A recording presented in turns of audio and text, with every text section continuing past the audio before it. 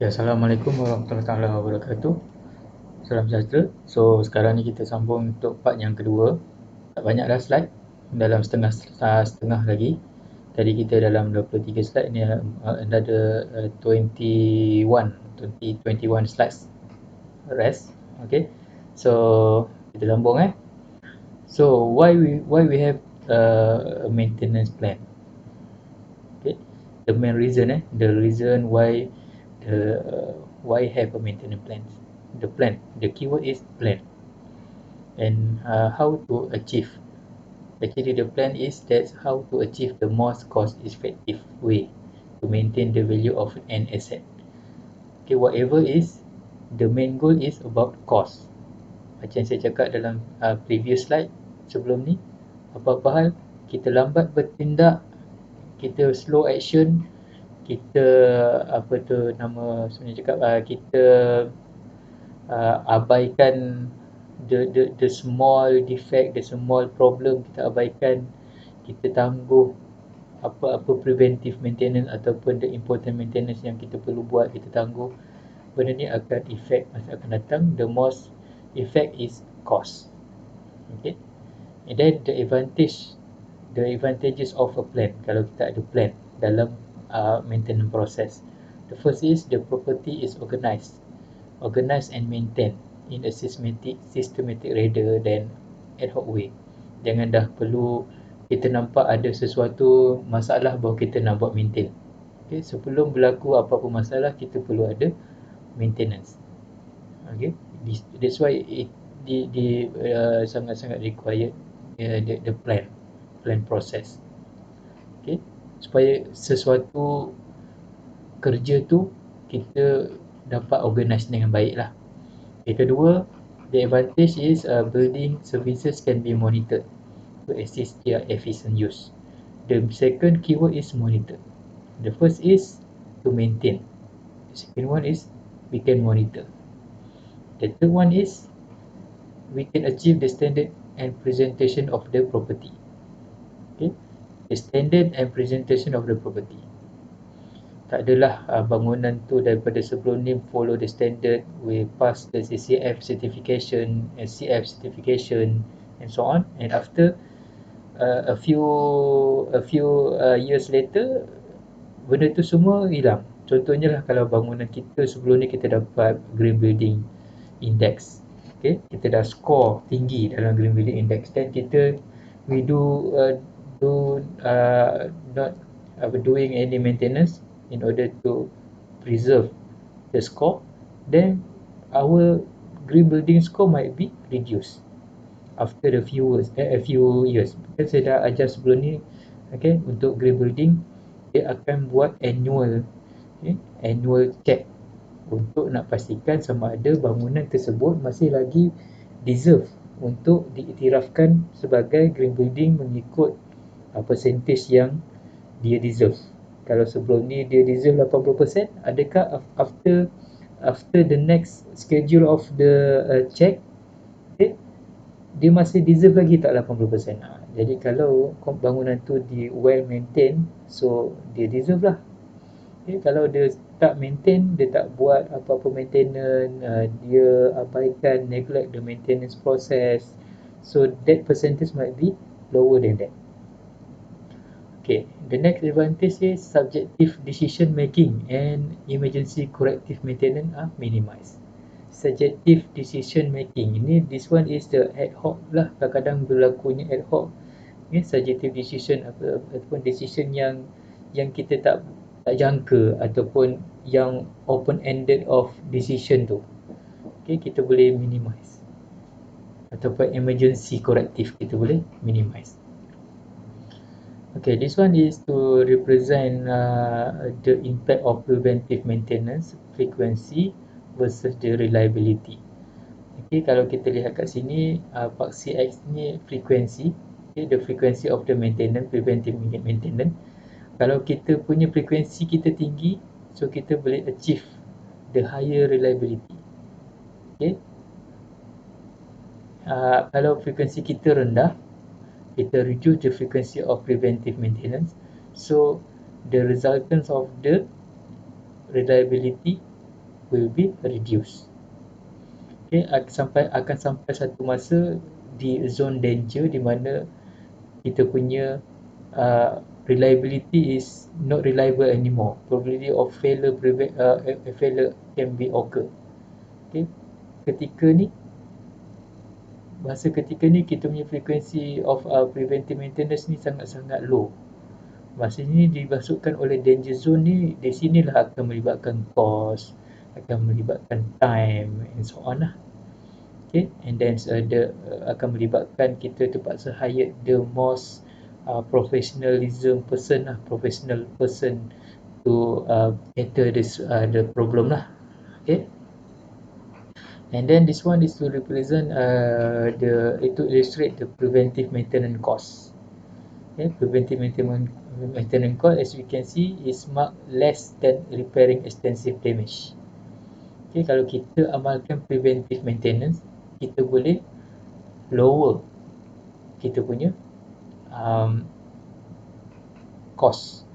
Kalau kita mengamalkan repairing extensive, kita punya cost akan lebih tinggi. So, dengan amalan preventive maintenance lebih baik berbanding dengan amalan repairing. Extensive repairing bermaksud kita membuat penambahbaikan ataupun baik pulih secara ekstensif. Baik kita buat preventif.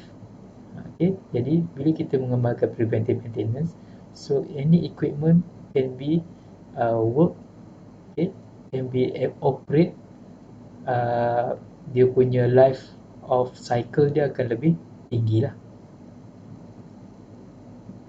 Okay, so the periodic inspection survey, all properties should be inspected at regular interval to identify any deterioration and required maintenance work, including cleaning. And regular interval, inspected at regular interval is the keyword. Then the maintenance was inappropriate or if there are design or material defect. Whatever is from the design stage. Dalam design stage, kat situlah kita akan identify what kind of material, what type of work can be done in order to establish the project apa semua kan. So kalau kita punya design material kita defect ataupun a low material design, poor material design, so kita punya maintenance akan inappropriate in future. All records should maintain for reference. Okay, setiap maintenance process must be recorded to be as a reference in future. So kita kena tahulah keadaan sebelum dan selepas maintenance. The advantages to record. Okay, to record the long-term performance of repair materials and procedures in order to assess their suitability for future maintenance works. Inilah. Okay, future maintenance works. Kalau kita record, so kita boleh predict. Maintenance review. The effectiveness of the maintenance work should be reviewed regularly. Maintenance work, effectiveness of maintenance work. An important part of the maintenance planning for a building is to improve the previous decision to maintain the asset to that, so that subsequent maintenance expenditure will be more effective. Okay, based on the previous decision. Kalau previous decision kata the system is well maintained, so in the next maintenance process kita kena pastikan kita punya decision lebih baik daripada the previous one. It's just to maintain the asset so that subsequent maintenance expenditure will be more effective. Okay lah. Itu yang dia kata review regularly. This one is related to the process of the audit lah. Okay.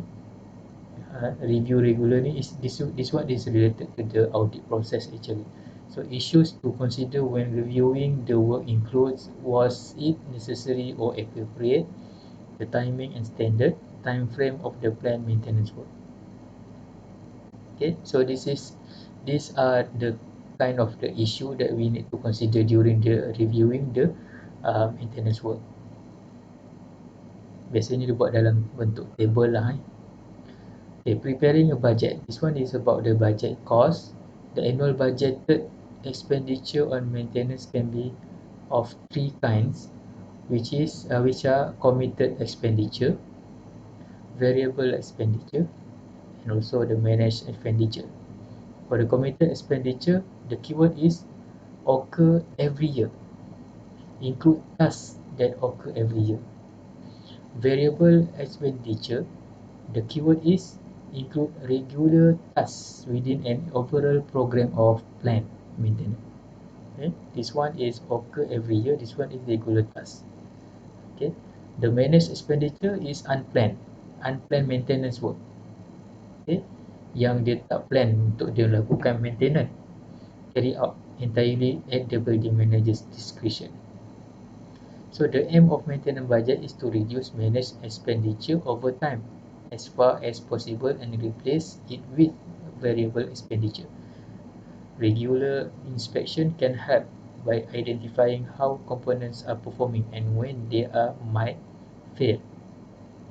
Okay, the main aim is to reduce managed expenditure over time. Jadi bila kita prepare the budget based on these three kind of maintenance, so actually we can achieve the reduction of the expenditure. Okay,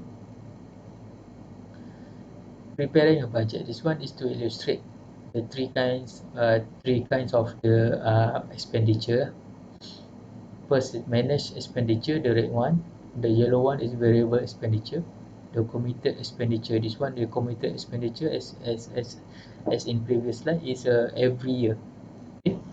Occur in every year. As we can see, the curve is smoothly curved. But compared to the yellow one, is the variable expenditure is happen regularly. Okay, regularly is follow the shape of the committed expenditure, but is the expenditure is occurring regularly in a year. Okay, within the program. But compared to the managed expenditure, which is occurring unplanned maintenance works, as we can see, there's the spike of the curve. Okay, during the spike, this one is the unplanned of maintenance work. Okay, this is to illustrate the process flow, strategic planning, and then going to the budget. Okay, from the budget, so we perform the measurement. Okay, from that one, after that we go to the service or program evaluation. Okay, start from the planning. Okay, from planning we go to budget, and then we go to the performance measurement, and then we go to this one is the evaluation and execution. Okay, preparing a program. At least two levels of programming are required: long-term maintenance and annual maintenance. The long-term maintenance cycle which can extend to 50 to 100 years of a building life. This one is related to if we rely the life cycle of the building. Okay, so we can do the long-term maintenance. For the annual maintenance, is an annual inspection survey. Their logbook or diary and work carry over from the previous year. Okay, we have the record of the inspection. Okay, and then the decision of the after the inspection. The daily response system for carrying out urgent maintenance should be upgraded annually. Okay, so every response or every um, decision made after the maintenance must be upgraded annually. Okay, this one is compared to the long-term maintenance. This one is related to the reliable of the cycle life of the building. This one, if we rely that the cycle life of the building is within can be extended 50 to 100 years, so we can implement the long-term maintenance. But this one is we cannot uh, We cannot do the long-term maintenance, but we have to do the schedule maintenance, which is the yearly maintenance. Okay, priority. This implies setting priorities for different work. Some of the factors affecting priorities are this one. The priority of the occupational health and safety, this one of course, because we have to achieve to fulfill the convenience of the occupants, the consumer needs. Okay, we are as an engineer, we have the responsibilities and we have the duty in order to fulfill the needs of the occupants. Okay, and then the security of the premise, of course. Okay, this one is must be secure for everyone. Statutory requirement, vandalism, priority in order to avoid the vandalism. Okay, increase operating cost, of course. Okay, why the maintenance is can be put as a priority, because we want to reduce the cost, the expenditure cost, and the loss of revenue, disruption to business operation, likely failure of critical building fabric and policy decision. This one is the apa setting the priority for different work lah. This is the factor lah, factor yang membuatkan maintenance is can be put in higher priority lah. Okay, yang ini to illustrate, okay, the priority matrix. Kalau kita lihat kat sini, apabila kita punya priority of the social economic value is high, at the same time is difficult to implement. Okay, we can review first, we can review the problem first, okay, before we implement with or start the maintenance or repairing process. Okay, then if the priority of the economic or social is low and at the same time is difficult to implement, we can wait first. Okay, if the priority is very high and at the same time difficulty is very easy to implement, so the recommendation is we must do now without any apa tu delay, without any delay lah. Sebab kita tahu kita punya priority, kenapa kita kena buat maintenance, sebabkan oleh priority-priority yang banyak. Okay, kemudian kita tahu kita nak implement maintenance tu mudah, jadi baik kita buat je, jangan kita abaikan, jangan kita delay benda tu. Nanti daripada the minor problem akan jadi the bigger problem. Okay, and then this one is maintenance cost. Okay, maintenance cost dia correspond daripada punca-punca ni. Okay, bergantung kepada building characteristic, maintenance factors, okay, third party vandalism and so on, poor of or lack of training, ni yang menyebabkan of the highest ataupun contribute to the maintenance cost lah. Political factors, tenant factors. Saya ambil satu contoh, okay, building characteristic, contohnya building age, okay, usia bangunan tu.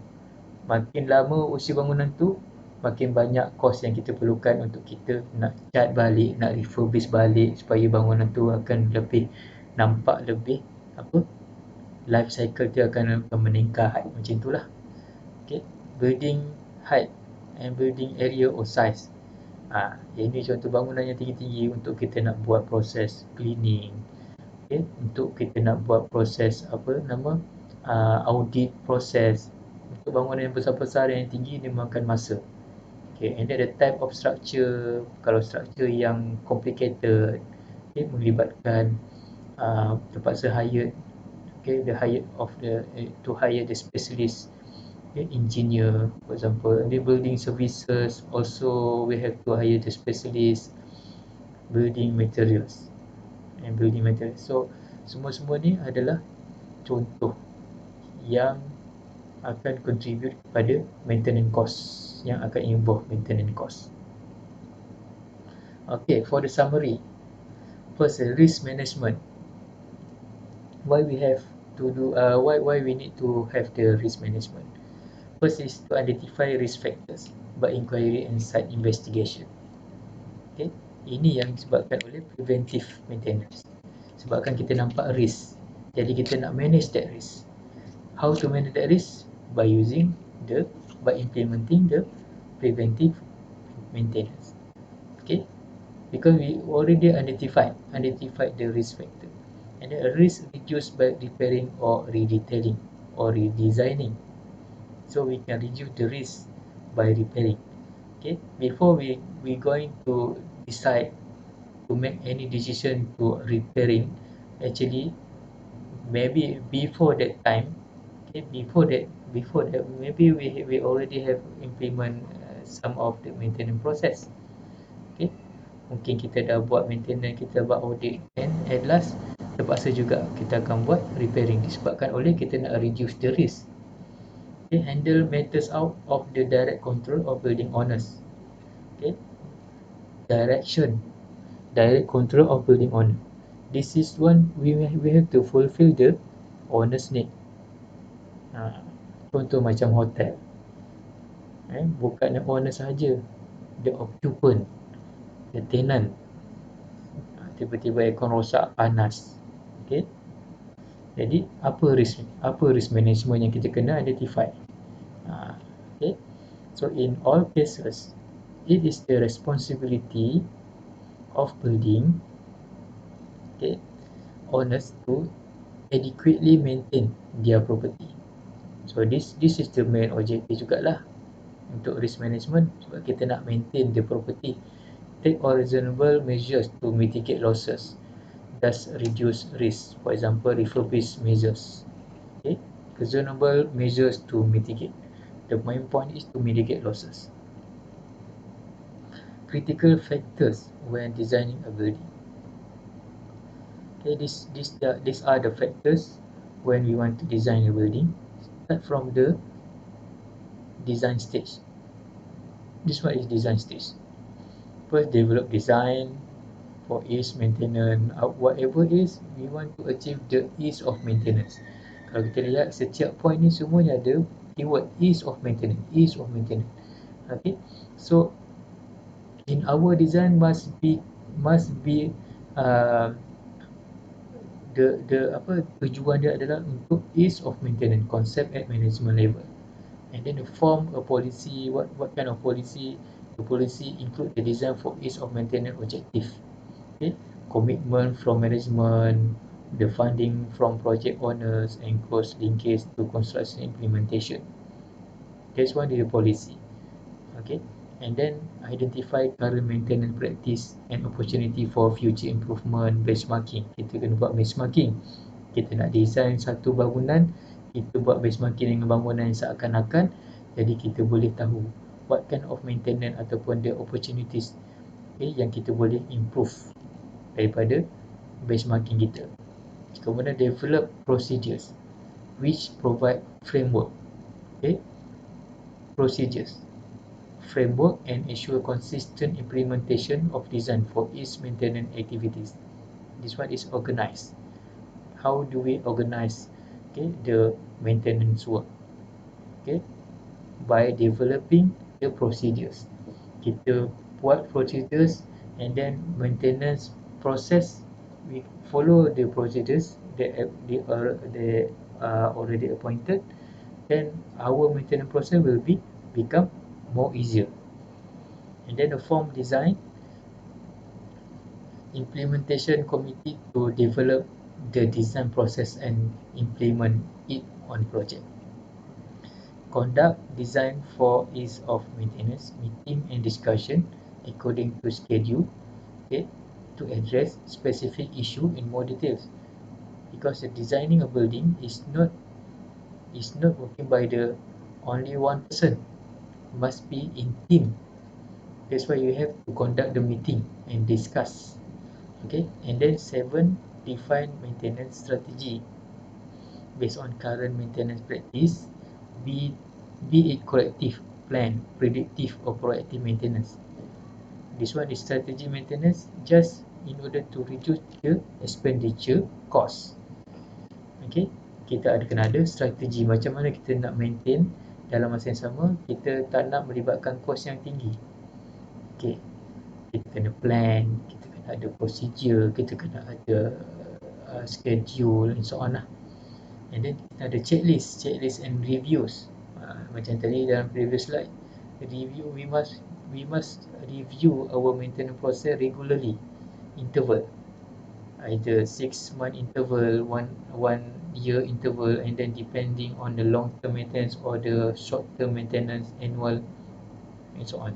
Checklist and review. Okay, kita kena ada checklist.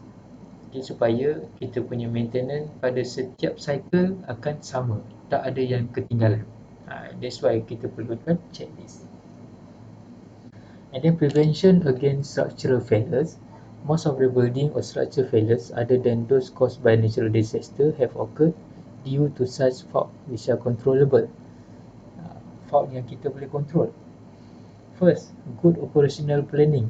Second, well-designed structure. Third, the correct material. Ini kita nak prevent daripada structure failure. Kita nak buat satu perumahan, kita nak bina satu rumah untuk digunakan oleh buyer. Kita nak prevent daripada rumah tu collapse. Kita nak prevent daripada kecederaan kepada buyer. Okay? Then kita kena ambil tahu material. Kita kena gunakan material yang betul. Kita kena pastikan kita punya design structure kita betul-betul baik. Okay? Then kita kena pastikan planning kita berjalan dengan baik. Okay? Supaya tidak ada apa-apa delay of construction. Okay? Seperti yang kita janjikan 2 tahun siap. Contohnya macam itulah. Okay? Important points of failure prevention. Failure of the failure prevention is professionalism, increase antagonist during construction bidding. Statutory bodies should be more proactive in imposing strict regulation. Okay, integrate effort by all parties. These are the points in order to achieve the failure prevention. Okay, kita nak pastikan kita punya failure prevention, kita nak prevent daripada failure to occur. Kita kena ada orang yang profesional. Okay, construction bidding, statutory bodies yang proaktif. Kita kena ada integrate dengan effort by all parties. Baru kita boleh achieve the failure prevention. Okay, this one is example of performance, teaming and individual accountability. This one is just in order to achieve the good maintenance, preventive maintenance lah. Kita kena team. Okay, kita kena ambil tahu performance, focus on result, establish best practice, achieve dramatic improvement. Okay, celebrate accomplishment, function, and the teaming enhance trust between team member, reduce unhealthy conflicts, benda ni semualah. Okay, and then individual accountability, our self-individual take ownership and accountability, improve moral, eliminate self-destructive negative behavior, increase satisfaction, be more receptive to change. Benda itulah. Okay. Rehabilitation. When rehabilitation is the best solution to restore the building or structure to its original character, it is pertinent to appoint the experienced, reliable, sophisticated, progressive contractor to assure the desired result. Okay. Bila kita letakkan rehabilitation sebagai the best solution untuk kita nak restore building. Okay. Jadi kita kena appoint lah the experienced, reliable and sophisticated contractor lah. Okay. And then a refuse temporary band-aid approach to resolving a rehabilitation dilemma. Okay. Kita kena avoid.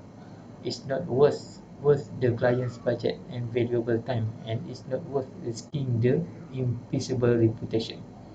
It recommends the best proper solution based on not only careful research and analysis but also an extensive experience. Okay, maintenance policy. Apply preventive maintenance as much as possible. Okay, that's why I highlight the preventive maintenance in this chapter, because the preventive maintenance is so important in order to prevent any failure that can be occur and that can be harm the occupant or the consumer.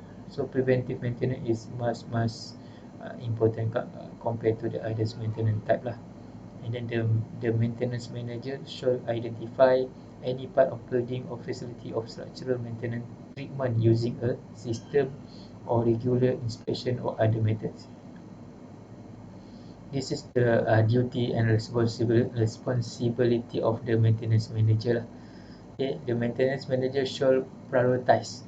First, identify and then prioritize any part of building or facility in needs of structural and plan maintenance work accordingly. Okay, first dia identify dulu mana part of the building yang perlu kita buat treatment maintenance. Kemudian identify banyak-banyak tu, kita select which one is more prioritized. Tadi kita ada tengok dalam graph tu which one we must to do now, which part we have to only review, which part we only have to wait. It depends on prioritize. Okay, and the correct contractor for correct works, correct time and correct budget.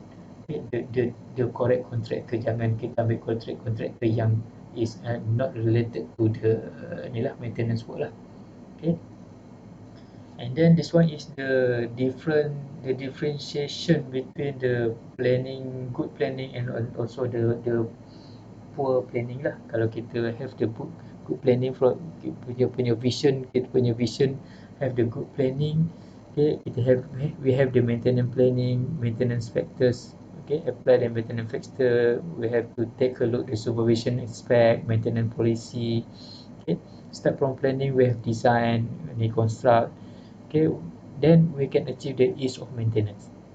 When we achieve the ease of maintenance, actually we are already lowering the cost. Okay, what kind of the maintenance that we can do is preventing maintenance, either regular and